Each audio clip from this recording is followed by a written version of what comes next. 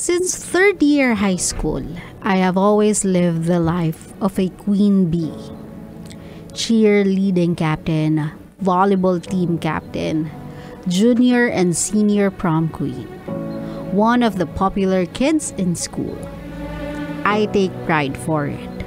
I carried the reputation hanggang sa college. I was never the type to shy away sa crowd. I have always loved the attention.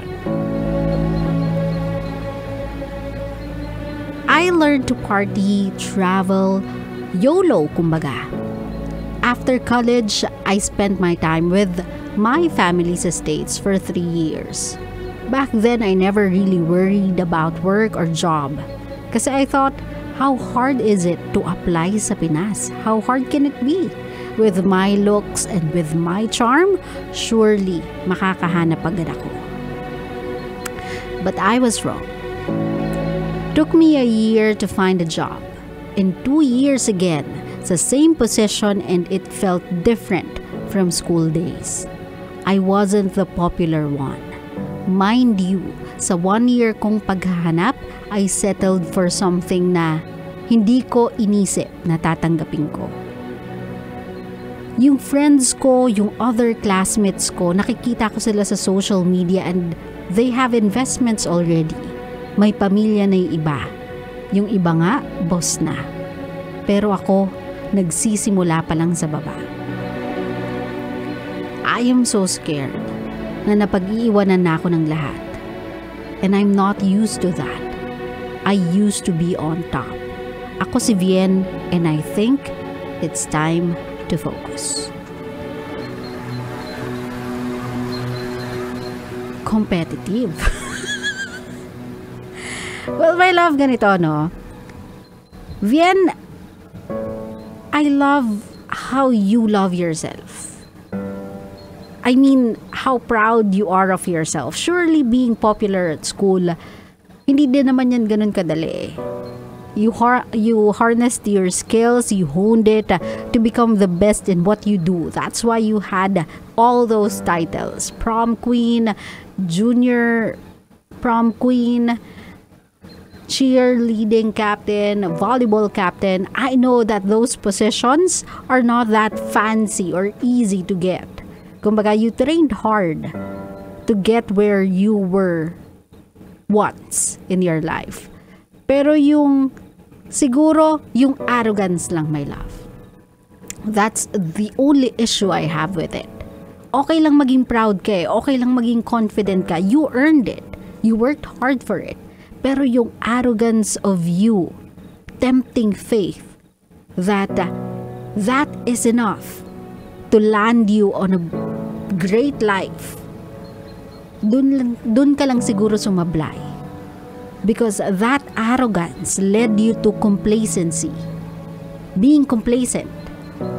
Being somewhat overconfident. Na yung mga meron ka nung college at nung high school, yung popularity mo doon, yung pagiging queen bee mo doon, will be good enough sa real world. My love, hindi pa naman huli sa'yo lahat para makuha mo yung gusto mo. But I think you have to do something about the attitude that you have. You are not competing with anyone else in life, my love. You don't have to be on top all the time. And being on top doesn't mean na you have to best all of the people around you. Na kailangan maipamukha mo sa mga tao na less fortunate sa'yo or less yung achievements sa'yo na, hey, look at me, I am Queen Bee. Follow me. Hail to the Queen. Stop that. Life is not about that. Or at least in my world, as a normal adult, that is not the case. In this world, my love, even when you are popular, famous, that doesn't guarantee you a spot on the top for the rest of your life. No.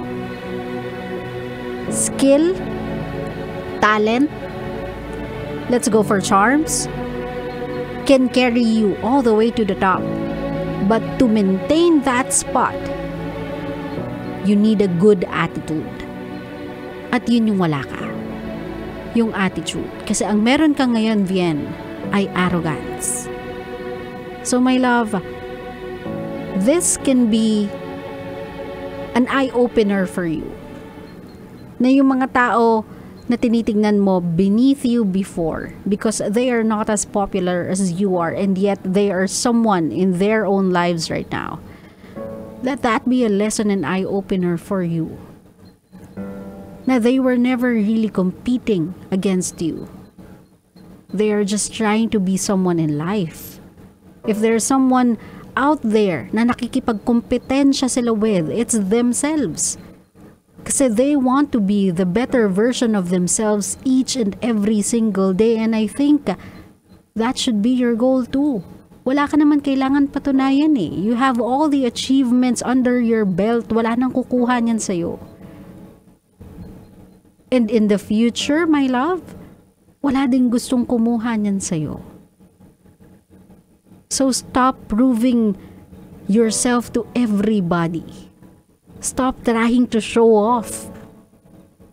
Just focus on your life, and the biggest thing that you have to do kapag magfo-focus ka is forget about everybody else and concentrate on you.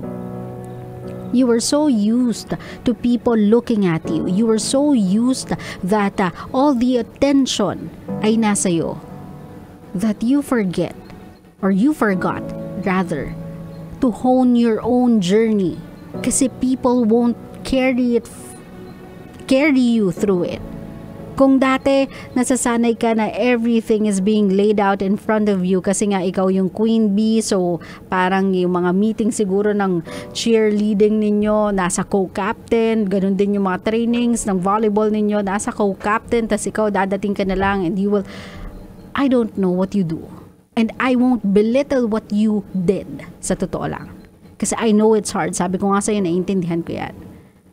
Pero yung sa totoong buhay, ang karera kasi minsan ng tao ay nakadepende sa kanya lamang.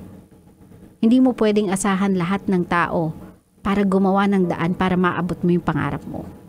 Hindi mo maaasahan yung lahat ng tao na mag-bend to your will in order for things to go your way.